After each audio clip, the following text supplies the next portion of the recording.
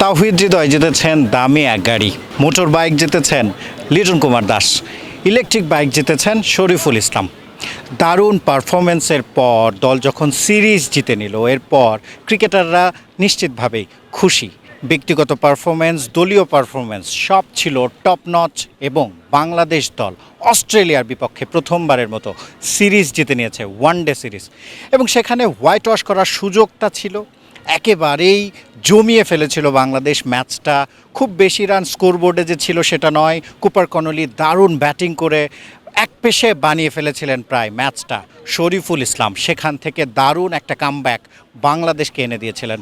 একটু ইস উস করতেই হয় হয়তোবা আপনাকে ভক্ত হিসেবে। তানজিদ হাসান তামিম যদি ওই ক্যাচটা ধরে নিতে পারতেন, বোলিং ফিগারটা কেমন হতো শরীফুল ইসলামের, 6-এর জায়গায় 7 কিংবা এর পরের বলে 8ম উইকেটও হয়তোবা পেয়ে যেতে পারতেন।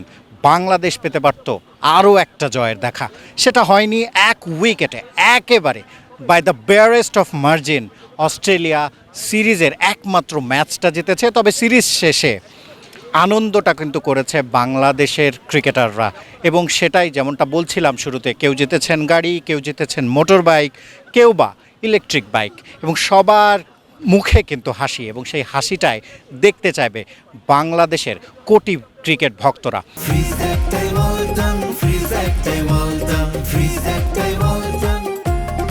বাংলাদেশের ক্রিকেট একটু নিচুর দিকে যাচ্ছিল, বাংলাদেশ টি-20 বিশ্বকাপ খেলেনি, সব কিছুই কিন্তু একটা নেগেটিভ গ্রাফই কিন্তু শো করছিল।